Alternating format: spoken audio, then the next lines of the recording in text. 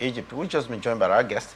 Together we'll look at the latest happening around the world of football now, especially from the local scene where Lobby Stars seem to have completed the signing of two players ahead of the second round of the Nigerian National League. This is a second-tier league, but there's a lot of effort to boost the team, maybe having an eye on playing Premier League football next season. Yes, for me, these signals, intent, they are sitting strongly at fourth position on the NNL table, and bolstering and strengthening your squad, it shows that they are really serious and they mean business. They want to, go over to the NPFL, and also it's a good one. The league is promotional campaigns are won, in January, and if you're not able to get the best out of results, in this January, February period in the NNL, it's going to be a tough one for you. So it's a good one from the Lobby Stars management. Well, from the lower league, let's look at the top level, which is the Premier League. Reigning Premier League football league champions, Remo Stars, seem to have had a topsy-turvy season, but they are set to return to the Remo Stars Stadium in Ikene for the second stanza, following the completion of their renovation work at the Remo Stadium in Ikene. Yes, it has been more, it has been more than symbolic. It could also be, season defining, looking at how Remo Stars have struggled, this season, in Abeokuta. So, coming back, to Ikene is going to be a good one for them. But that does not, does not just automatically, changes things. New performance needs to improve, and we need to see better play from this team if they really want to. Improve their position, and we've seen it that Nigerian football, home advantage plays a very, very critical point in how the league goes out. So if Remo Stars, the current reigning champions, are struggling, because of their away from home, it tells a whole lot about how the NPFL is. Well, the NPFL no doubt has there's a accruing benefit, especially when you play at home grounds, and so far Remo Stars have not done well this season, and they are looking for, maybe a lot of people could think that, okay, yes, they are defending champions, they should do better, but so far we've not seen that of them. They are really in the lower rung of the league. They crashed out early from the CAF Champions League, and now it looks like they may not just survive the lower league. There could be other reasons, but that could be for another day here on the program. First, okay, now let's quickly take it a notch higher. The African Cup of Nations round of 16 is coming up in the next 48 hours, 24 to 48 hours or so. But let's look at the teams that have qualified and those that have gone out of the competition so well. Something remarkable happened in the last few days. You remember Gabonese side, they've had the government, they've had to suspend the team. The entire team, sacked the coaches. And a lot of people are beginning to think that this could find some reprieve from CAF, because government, you do not interfere in the running of football in the respective countries. And the Gabonese government disbanding the team, in my own words, looks like caught in trouble from CAF in the next few days. Yes, it's a big problem for African football, especially when you see the government interfering at all stages of football, especially when it comes to the national team, where you have the whole world watching. We have international media houses, international organizations looking at CAF, and what next is the position of CAF on this matter, and also FIFA is also looking at what is CAF going to do, because this is a bad one. It goes against every rule and conduct of football. The government should not interfere when it comes to national football. So it's a bad one for the government. Yes, they performed badly. They were not able to give their all in the AFCON, but I do not see any reason why the government should be able to disband the team. So we'll wait a couple of days to see what CAF might say. Talking about the Gabonese government disbanding the national football team, it's an aftermath of losing all three fixtures at the competition, at the group stage. They didn't win any, neither did they draw. Yes, it's a really bad one, looking at the high expectancy people had, especially from the World Cup qualifying stages, where they were able to play against Nigeria, and they played fantastic well. So going into this competition, a lot of their fans had high hopes for this Gabonese team, looking at the quality of players they have, but they were not able to live up to the billing, especially losing all 3 games. I mean, that's really appalling, and so it's a bad one from the team. The fans are disappointed, and so is the government. But I mean, the government maybe took it a notch too high, in their disappointments. Well, the Gabonese government are very disappointed, and is taking drastic measures, sacking the coach and his backroom staff, and the players, the entire team as well. But there's an exclusion. Pierre-Emerick Aubameyang and of course the captain of the side, both of them have excluded from this disbandment. What could be the reason? Yes, these are players who have been able to give their all and their blood, sweat, and tears on the field. They've been able to leave it on the field and for this team. And even as much as we say the government is wrong for doing it, they all have eyes. They are watching. They see these players as players, who are icons for the national team, and disbanding them, also could put a dent on their name and also on their records too.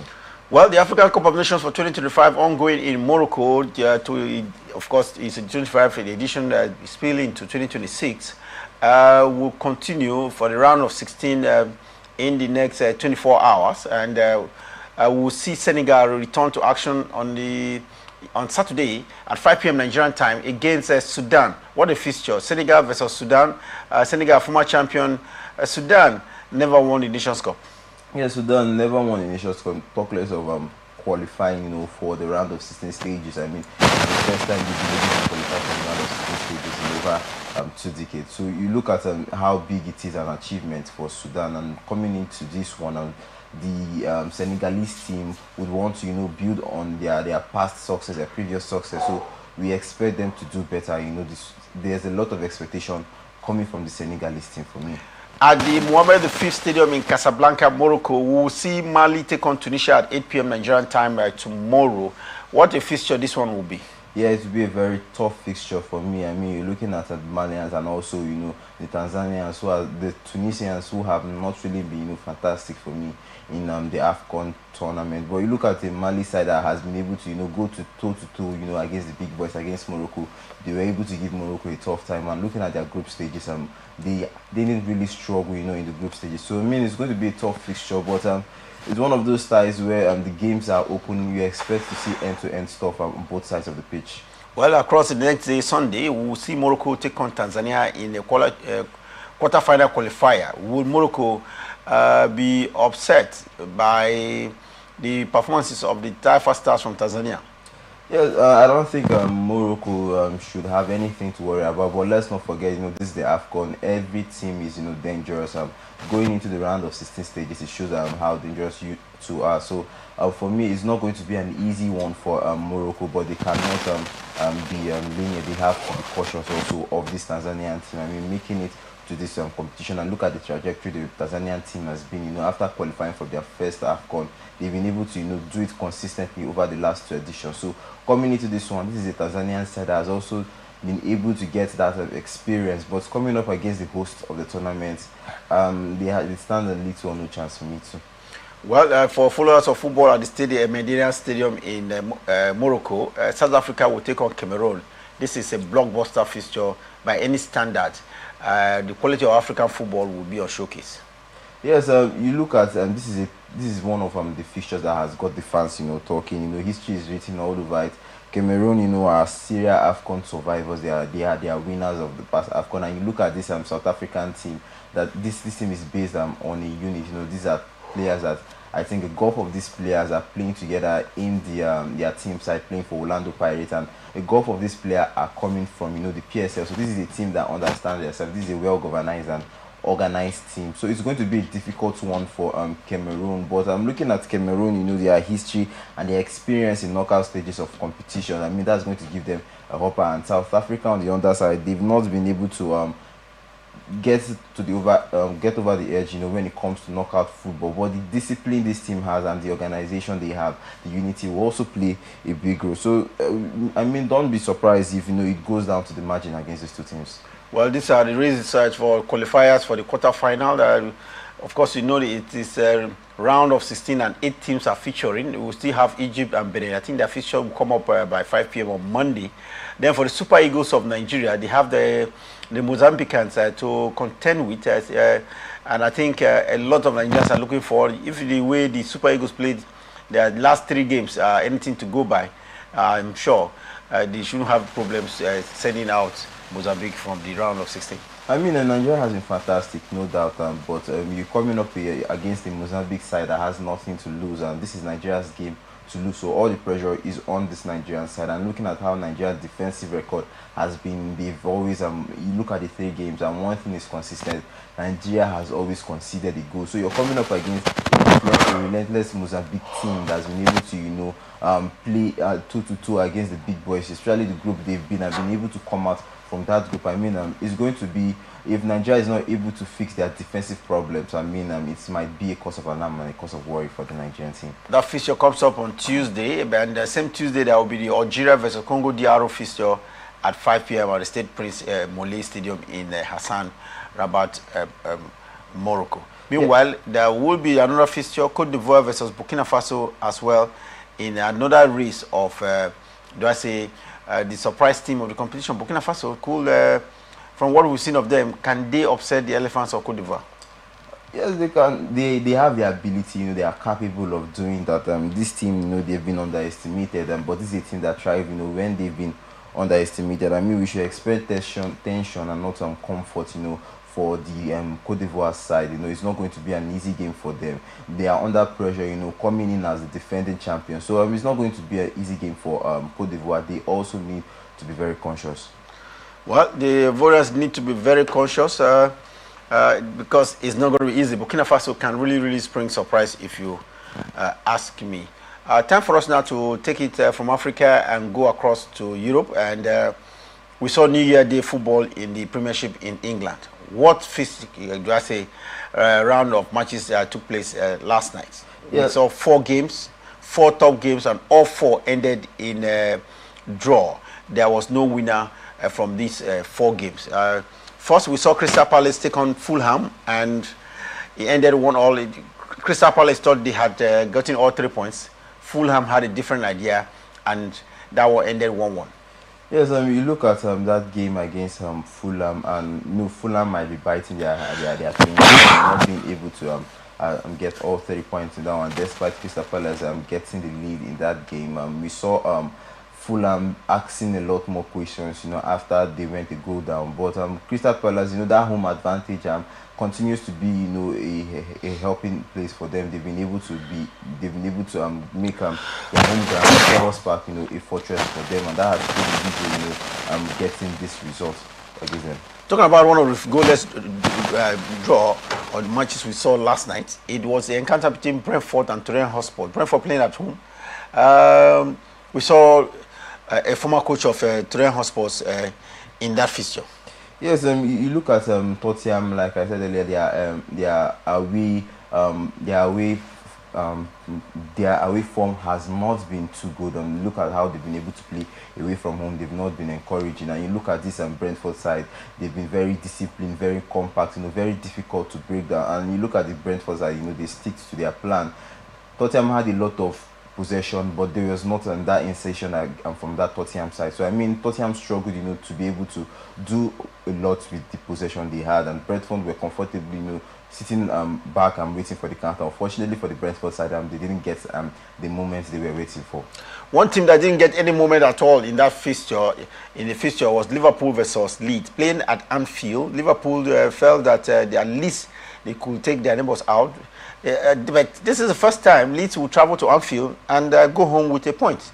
Yes, this is the first time, but you look at this game, and I knew it wasn't going to be an easy game, considering the way Leeds, the momentum Leeds are moving in right now. They are in a very good place, and coming to play against the Liverpool side that has struggled for consistency. I mean, it played a huge role for the result on that game. Usually, Anfield is usually a fortress, but Leeds came with belief and bravery, and Liverpool dominated territory, but they were toothless in front of goal, and Leeds on the other hand were very disciplined and defensive, so that played a huge role on the outcome of the game.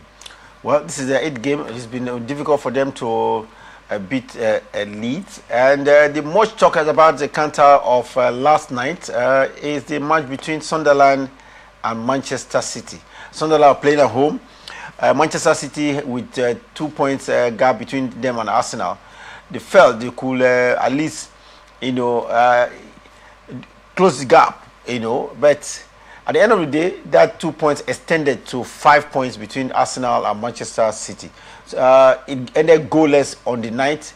How disappointed could Manchester City have been in this fixture? They'll be very disappointed, but going into the game, you know, they knew it wouldn't be easy for them. You know, they huffed and puffed, they were knocking on the door, but this Sunderland side has proven to be very, very stubborn, you know, especially against the big boys. And at home at the Stadium of Light, they've been very, very defensive and organized. So you look at Manchester City, they threw all they could against this Sunderland side, but they were not able to get that goal at all in that game. It's a serious dent, you know, on their charge for the title. Right now, Arsenal will be smiling and Manchester City will be biting their lips. I mean, these are games that if you want to if you want to win the league, I mean, you must go there and be able to get results from there. For me, this game, they lost 2 points rather than gaining a point for me. Okay, let's look at something here. It's critical, and it is halfway in the Premier League in England. It is 19 matches played and 19 more to go. Let's appraise it. First, let's look at the top level teams. Like you mentioned, Arsenal has 5 point gap between them and second place Manchester City. But look at the top four, you know, of the season. If the season were to end today. Yeah, you look at the top four, and this for me, I've not really been impressed. You know, looking at the quality of games, you know, in the Premier League, I expect more.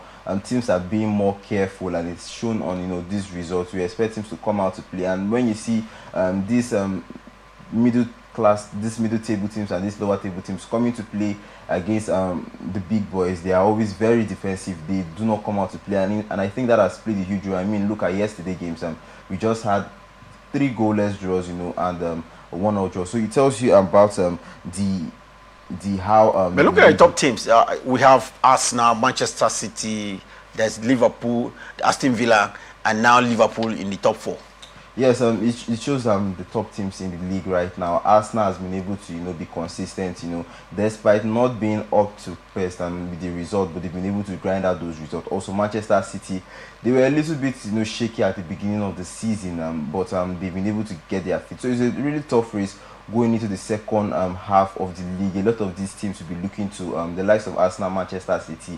They say they are open, you know, to strengthening their squad. They are watching, they are actively in the market, you know, looking at players who will be able to help them, you know, to fight for the league. So it's going to be a very close one for me going into the season. It is going to be a very, very competitive season. Arsenal this season are setting the standards, you know, they are consistent, they have structure, and you know, they have a belief that's driving them. For Manchester City, they are not in crisis, you know, but they are under pressure, you know, drop points against, you know, Sunderland. Also, you look at Liverpool, you know, this was an opportunity for them to climb up, you know, to closing the gap, you know, to shorten the gap between them and Manchester City, and they also failed. And for Tottenham, you know, they have inconsistency issue. Also for Aston Villa, dropping points, you know, against Arsenal, you know, was a bad one for them. This was the opportunity for them to close the gap, especially looking at Manchester City dropping points. So I mean, you look at the top 4, they are currently under pressure. The gap is the race is tight, it's very competitive, and we're just going to keep our fingers crossed, you know, going into the second half of the season. I expect to see a very competitive, you know, and a league title fight that's going to keep the fans at the edge of their seats. Well, if the league were to end today, Wolves will be relegated. It's looking very surprising. West Ham as well in that group of teams that could be relegated if the league were to end today. What do you make of it? Wolves, they've not won any game so far. Yes, they've not won any game so far, just getting 3 points from 3 draws. So it's been really appalling for the Wolverhampton side, especially sending key players. I mean, it will surely come back to haunt them. You sold a lot of your key players without bringing good replacements for them, and also getting rid of coaches that easily. I mean, they've not been stable for so long. So I mean, it's high time, you know, Wolves, they've made a couple of bad decisions that is coming back to haunt them. And for the West Ham team, Nuno Espirito Sanchez, you know, coming into that team has not been able to steady the ship for them, and it's a problem. I believe the West Ham board needs to act fast, you know, if they will be able to salvage the season for themselves. Burnley just came back to the Premier League, but it looks like they are returning back to where they came from. For Burnley, for me, I still see, there's still hope for Burnley. They've been able to get those results and getting into the second half of the season. If they are able to conduct good businesses, I believe Scott Parker has, the ability to keep this team, despite his track records of not being able to, most of the teams he carries to the Premier League always gets relegated. But Scott Parker looks different. The Burnley side looks different. So we're just going to keep our fingers crossed. But there's hope for Burnley with Scott Parker for me. In our final story, and of course, review of the Premier League that is halfway in England, the biggest news is that Maresca, the coach of Chelsea, has parted ways with Chelsea Football Club just a few hours ago.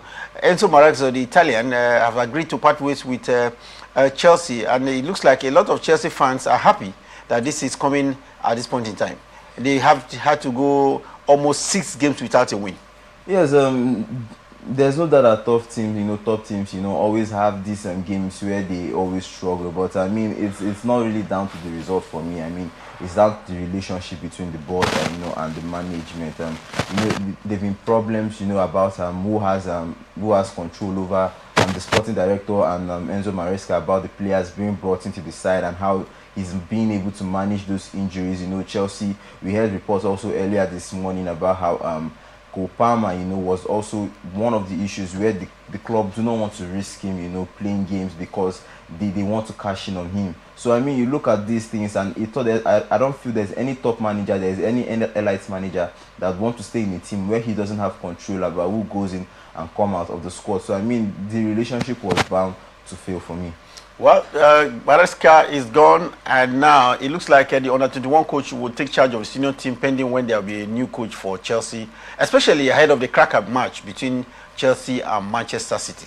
Yes, it's coming at a very, very wrong time. Looking at power struggle, they're looking at long-term vision against the short-term vision. So coming up against Manchester, against this Chelsea side, you look at Enzo Maresca and how he was able to perform against the big clubs, against the big six. He had that fantastic result against them. So him going, probably we have the likes of Willy Caballero, taking charge for this game. Is going to be a hard one. It's going to be a difficult one for Chelsea. But let's see how it's going to play out. Well, that will be it for this edition of Sports Talk. Definitely we'll be back at 6 p.m. Nigerian time when they will take a further look at the latest development coming from Stamford Bridge.